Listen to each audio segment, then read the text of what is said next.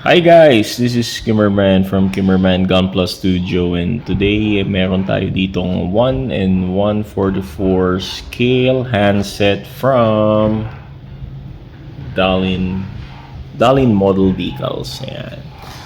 So this time we'll be trying this to a Kotobukiya model kit kasi before I tried this 144 handset dun sa Ray Earth ng Moderoid and it fits. So maganda yung pagkaka-fit kay Ray Earth. So this time we'll try to use it in Kotobukiya kits like this one, yung Red 5 ng Majestic Prince kasi maliit yung kanyang kamay. So hindi bagay sa kanya yung malaking kamay, yung 1/100 scale, at hindi mag-fit dun sa guns niya. So I will try using the 1/144 scale para mas match dun sa kanya. Kasi if you look at his gun, napakaliit niyan. And if we try the 1/100 scale hand, sobrang hindi na kasya. So parang dalawang finger or tatlong finger lang yung papasok dyan ng na 1/100 scale hand. So bagay lang dito maliit, di ba? And also dito sa Moderoid Orgus, so I will try using this white one, this white colored handset here, kasi I did put the 1/100 scale hands dito, although maganda tingnan, kaso in terms of yung sa transformation, kasi ito supposed to be lulubog ito kasama yung kamay pag magta-transform into a jet mode.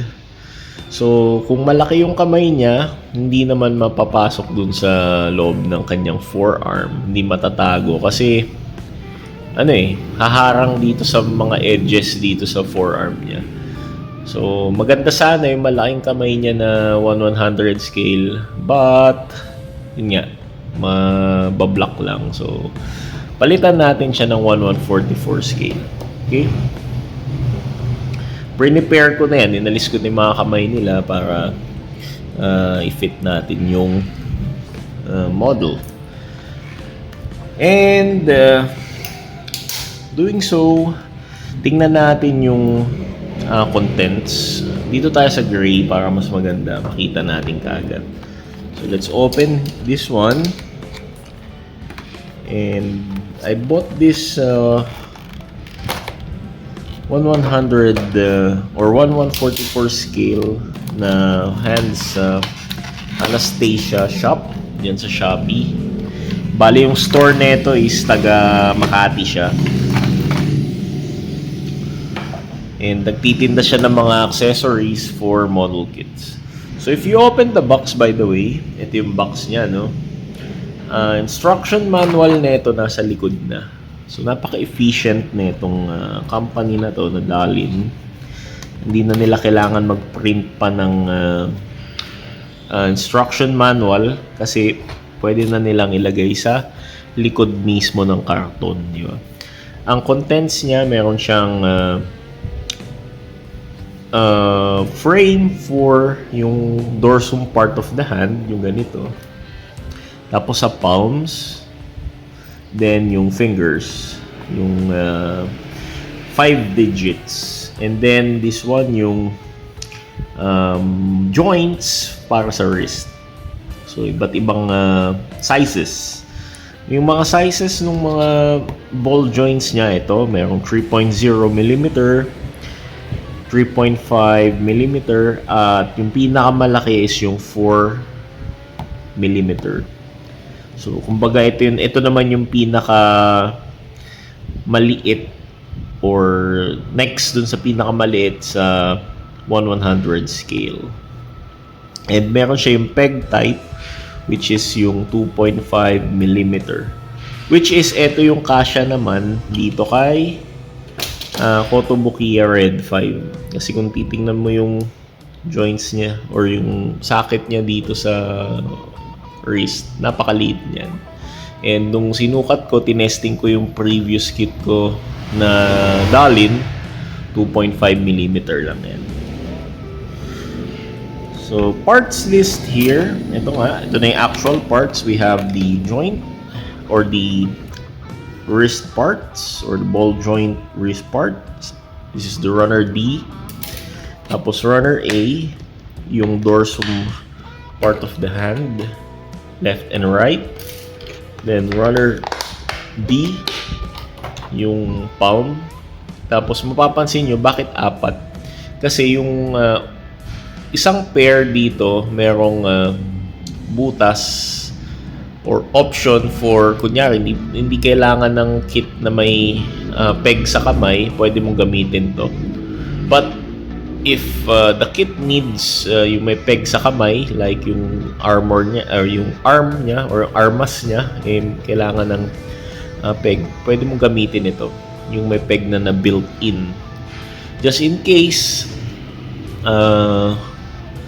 Ito yung isa yung may butas dito, pwede mo ding installan ng peg siya, kaso wala nga siyang peg ditong kasama. Pwede mong kunan dun sa 1/100 scale na pegs kasi may mga extra peg yun for yung may butas na ganyan. Pero of course, dahil etong gun na to wala namang peg na ginagamit, dito tayo sa pegless na palm. Then fingers, ang maganda dito talaga sa Dalin 1144 scale, may extra set ng digits. So gagamitin lang natin is dalawa. Itong pair na to, left and right na yan.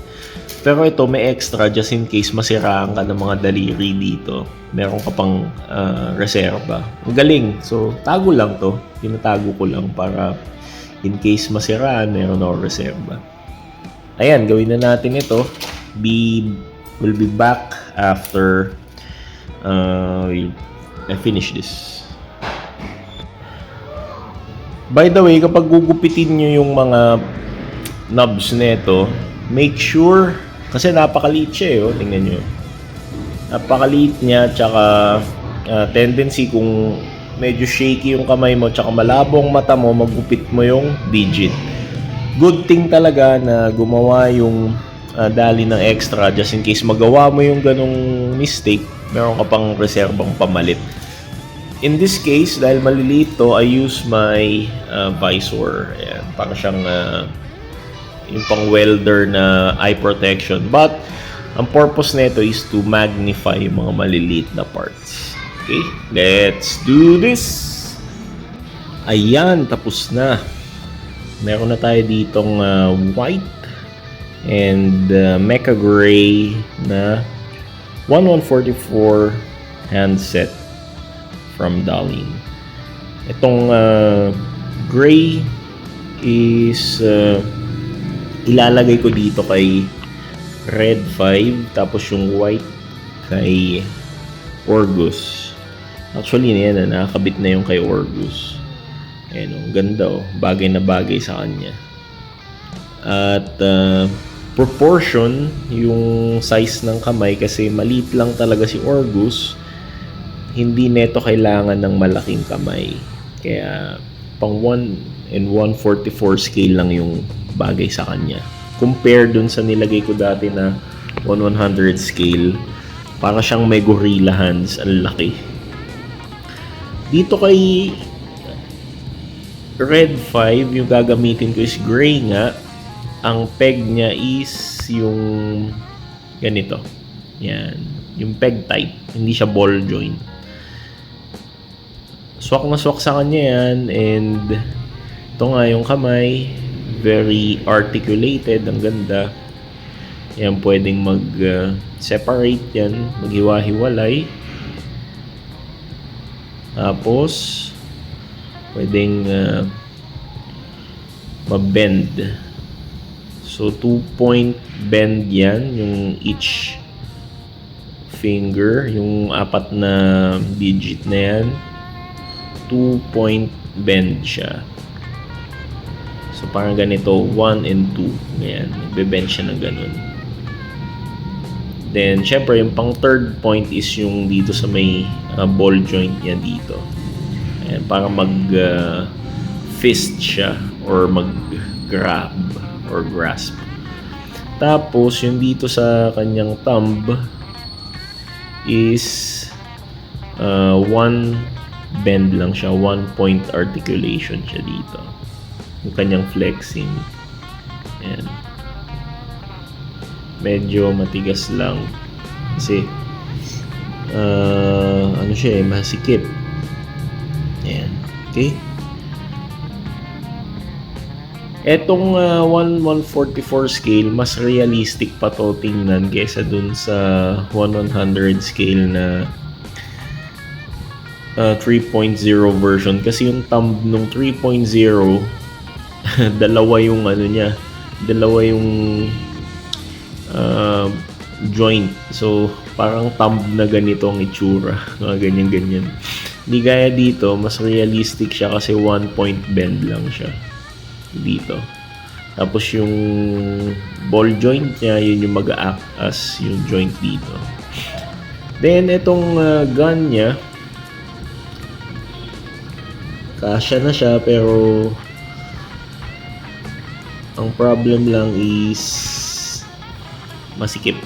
Yeah. Hindi niya mag-grasp ng husto kasi nga masikip yung spasyo pa rin.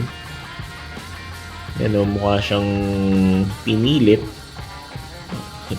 ipasok yung kamay na gano'n. Parang pumurve na gano'n.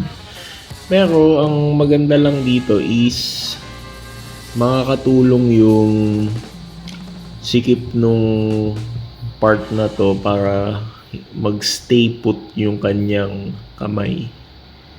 So kahit hindi maganda yung pagkakagrasp niya, pagkakahawak niya na gano'n, parang mahigpit na rin, nag-secure dahil dun sa sikip ng espasyo niya. Okay? Ito naman kay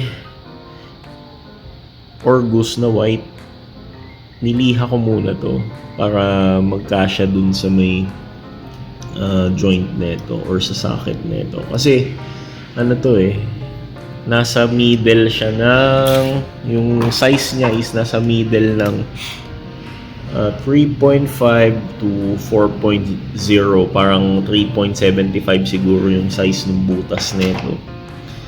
So if I use 3.5 maluwag, pag 4mm naman is masikip. So binawasan ko yung 4mm para hindi na ako mag-add pa dun sa 3.5 ng Mighty Band, kasi para mapasikipan mo yung 3.5 lalagyan mo Mighty Band.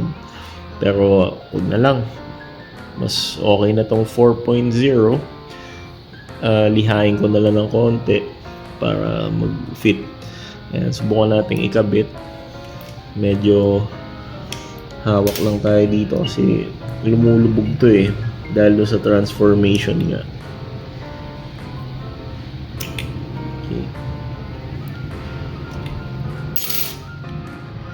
So hawak lang tayo dito, alalay dyan. Tapos pasok natin. Masikip pa siya. Teka, lihain ko muna. Okay, after liha, after sanding this ball joint, ayan na, nagano na siya, nag-fit na. Ganda yung articulation niya, pwedeng swivel up and down, tapos side to side dito, pwede mag-rotate. Ayan, pwede siya mag-rotate, pero medyo mahigpit lang konti kasi hindi ko naman siya niliha totally para para lumuwag, kasi at least makapasok lang yung ball joint and mag-grip nung socket niya. So okay na to. Yan na, meron na siyang attitude, kumbaga medyo detailed na kanyang kamay, expressive na yung kanyang poses, like ganyan. Tapos, ito yung canyon niya, ikabit na natin. Canyon ni Orgus. Ayan. Okay, so ayan ganda na medyo expressive na, di ba? Kesa naman yung blocky hand lang na nakaganon. Ito, expressive na siya. Tapos, dito naman kay Kotobukiya Red 5, nagkaroon siya ng angas ngayon dahil pwedeng mag bend like this yung ano niya, yung mag up and down or left and right swivel yung kanyang wrist. So ayan instead na yung una niyang hand na fix lang is straight lang, ito ngayon may attitude siya ngayon na nakaka swivel yung kanyang wrist. Ang ganda di ba? Dito din nagkaroon pa ng space lalo para magkaroon ng awang dito sa hawakan ng baril, kasi medyo dikit na to dito sa nung una sa lagari niya pero ito ngayon nagkaroon ng awang, so mas maganda tingnan, di ba? So parang ang angas, dalawa yung armas niya sa kanang kamay, tapos hindi nag-i-interlap yung baril dito sa may ngipin ng lagarin, chainsaw niya. At ayan, meron na siyang detail. Nagkaroon siya ng detail ngayon, di ba? Tsaka tong si Orgus. So I hope nag-enjoy kayo dito sa aking review and application ng 1 and 144 handset ng Dalin model decal. Ayan. Dalin Master decal yan. So kung gusto nyo bumili nito, meron sa Shopee. Sa mga 1 and 144 scale, meron dito kay Anastasia Shop, and for yung mga 100 mga Chinese Chinese shop sa Shopee, bili kayo kay Model Toy at saka kay XDH